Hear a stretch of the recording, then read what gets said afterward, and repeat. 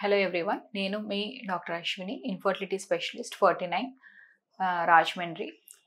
So చాలామంది pregnancy plan చేసుకునే couple ఎవరైతే ఉన్నారో, మేడం మేము ఇలాగా లాస్ట్ టైం మాకు అనుకోకుండా ఎక్టోపిక్ ప్రెగ్నెన్సీ వచ్చింది, ట్యూబ్లో ప్రెగ్నెన్సీ వచ్చింది అని వస్తూ ఉంటారు. సో అసలు ఈ ట్యూబ్లో ప్రెగ్నెన్సీ అంటే ఏంటి?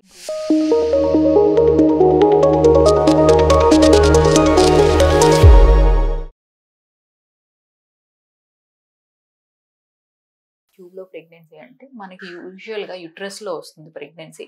బట్ కొన్ని కండిషన్స్ వల్ల ఏంటంటే ఆ ఎంబ్రియో ఏదైతే ఉందో ఆ డే 5 ఎంబ్రియో అనేది నార్మల్గా it should roll and come and fall in to the uterus అనమాట. సో ఇక్కడ 9 months గ్రో అవుతుంది. కొన్నిసార్లు ఏంటంటే ఎంబ్రియో అక్కడే స్టక్ అయ్యి గ్రో అవ్వదు. So it starts growing in the tube అనమాట. ట్యూబ్లో గ్రో అవటం వల్ల దీన్ని మనం ఎక్టోపిక్ అంటారు. దీన్ని మనం అలా వదిలేయచ్చా అంటే డెఫినెట్గా ఇట్ ఈస్ లైఫ్ థ్రెటనింగ్ అండి. ఎందుకంటే ట్యూబ్లో బేబీ 9 months గ్రో చేసే కెపాసిటీ ఉండదు.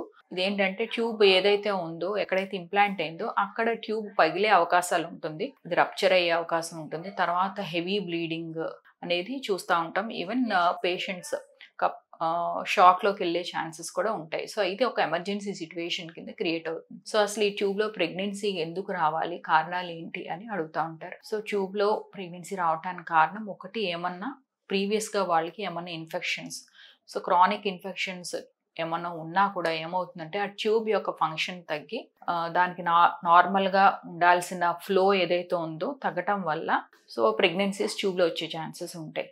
సో ఏమన్నా మల్టిపుల్ ప్రెగ్నెన్సీస్ కూడా ఉన్నా కూడా ట్యూబ్లో వచ్చే ఛాన్సెస్ ఉంటాయి అన్నమాట. సో ఈ ఎక్టోపిక్ ప్రెగ్నెన్సీ వన్స్ వస్తే సెకండ్ టైం కూడా వస్తుందా మేడం అని అడుగుతూ ఉంటారు కపుల్స్. సో సెకండ్ టైం 100% వస్తుందని కాదు, కానీ మిగతా పాపులేషన్తో కంపేర్ చేస్తే ఒక 10% ఎక్కువ రిస్క్ ఉంటుంది అనమాట. సో దీన్ని ఎప్పుడు ఇది మనం ముందే ఎలా డయాగ్నోస్ చేయొచ్చు, డిటెక్ట్ చేయొచ్చు అని అంటే, సో ఎర్లీగానే ఎప్పుడైతే ప్రెగ్నెన్సీ ప్లాన్ చేసుకుంటారో ఆ టైంలో ఫ్రీక్వెంట్ విజిట్స్ కోసం ఎప్పుడైతే కపుల్ వస్తారో మనం ఎర్లీగా వాళ్ళ ప్రెగ్నెన్సీ డిటెక్ట్ చేసి బ్లడ్లోని సో బ్లడ్ వాల్యూస్ ఎలా ఇంప్రూవ్ అవుతున్నాయి అనేది మనం through blood test, beta HCG test at the same time దాని స్కాన్తో కొరిలేట్ చేసుకోవడం వల్ల మనం అది ఎక్టోపిక్గా కాదా, ట్యూబ్లో ఉందా, లేకపోతే నార్మల్గా న్యాచురల్గానే యూట్రస్లో ఉందా అని మనం డిటెక్ట్ చేసుకోవచ్చు. సో ఎర్లీగా ఏమన్నా కాంప్లికేషన్ వస్తే, ఒకవేళ ట్యూబ్లో ప్రెగ్నెన్సీ వస్తే దాన్ని మనం ఎమర్జెన్సీ సిచ్యువేషన్ తీసుకెళ్లకుండా ముందే మనం జాగ్రత్తలు తీసుకోవచ్చు. లైక్ సపోర్ట్ ఏమన్నా ఇస్తున్నామంటే దాన్ని స్టాప్ చేయడం, లేదా మన మెడికల్ మేనేజ్మెంట్ కూడా ఉంది. సర్జరీ వరకు వెళ్ళకుండా మనం మెడికల్గానే ఇంజెక్షన్స్ ద్వారా, మెథోట్రెక్సేట్ అనే ఇంజెక్షన్ ద్వారా కూడా దీన్ని మనం కంట్రోల్ చేయొచ్చు, నార్మల్ చేయొచ్చు అనమాట. అదే మనకి యూట్రస్లో ఉంది అని తెలిస్తే దీన్ని ఫర్దర్ సపోర్ట్తో ముందుకు తీసుకెళ్ళచ్చు.